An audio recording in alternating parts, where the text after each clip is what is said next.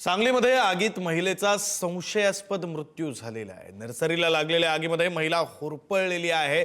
आगीच्या घटनेनंतर पतीचं घटनास्थळावरून पलायन। सांगली शहरातील धामणी चौक इथं असणाऱ्या मयूर नर्सरीमध्ये लागलेल्या आगीमध्ये होरपळून महिलेचा संशयास्पद मृत्यू झाला।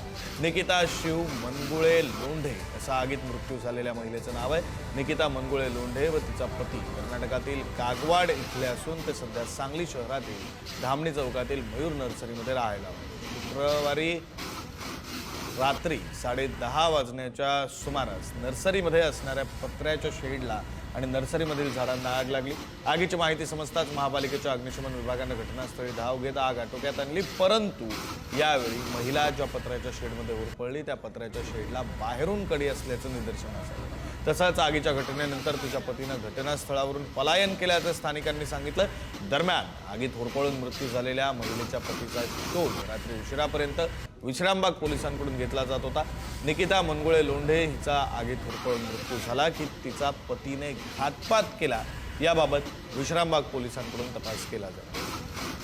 प्रतिनिधी स्वप्नील पाटील आपल्यासोबत फोन लाईनवरून जोडले गेलेले आहेत। स्वप्नील, रात्रीपासून आतापर्यंत आणखी काही ताजे अपडेट समोर येत आहेत?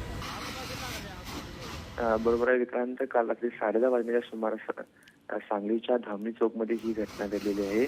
मयूर नर्सरीमध्ये कर्नाटकातील हे दाम्पत्य आहे, ते कामास होते, परंतु रात्री त्यांच्या दोघांमध्ये वाद झाला आणि वादानंतर या ठिकाणी आगीची घटना जी आहे ती लागल्याचं पाहावयास मिळालं होतं। जी या आगीमध्ये भरपूर मयत झालेली महिला आहे ती निकिता शिव मनगुळे लोंढे आणि तिचा पती हे दोघेही या ठिकाणी होते। दोघांचा वाद झाला, त्यानंतर या नर्सरीला आग लागल्याचं पाहावयास मिळालं होतं। आगीची घटना समजताच महापालिकेच्या अग्निशमन विभागाने घटनास्थळी धाव घेतली, आग आटोक्यात आणली, परंतु यावेळी घटनास्थळी ज्या ठिकाणी महिलेचा मृतदेह होता त्या पत्र्या शेडला बाहेरून कडी असल्याचं पाहावयास मिळालं। तसेच महिलेच्या अवतीभोवती काही विद्युत वायर देखील असल्याचं पाहावयास मिळालं होतं। त्यामुळे नेमकी आग कशी लागली हे रात्री उशिरापर्यंत समजू शकलं नव्हतं, किंवा तिच्या पतीनं हा घातपात केला का असा देखील संशय व्यक्त केला जातोय। कारण की आगीची घटना ज्यावेळी आग लागली त्यावेळी तिच्या पतीनं पोलिसांना किंवा अग्निशमन विभागाला कळवणं महत्वाचं होतं, परंतु त्यानंतर त्याने घटनास्थळावरून पलायन केल्याचं त्या ठिकाणी असणाऱ्या नागरिकांनी पोलिसांना सांगितलं आहे।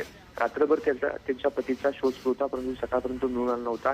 नेमकं काय घडलंय हे रात्री उशिरापर्यंत समजू शकलं नव्हतं, परंतु आगीमध्ये या निकिता शिव मनगुळे लोंढे या कर्नाटकातील महिलेचा मात्र होरपळून मृत्यू झालाय। तिचा घातपात झाला देखील संशय व्यक्त केला जातो आणि त्या दृष्टीने आता सांगलीच्या विश्रामबाग पोलिसांकडून तपास केला जातोय। या तपासाअंती नेमकं काय निष्पन्न होतं या संदर्भातले अपडेट्स घेत राहू। स्वप्नील, तुर्तास धन्यवाद दिलेल्या माहितीसाठी।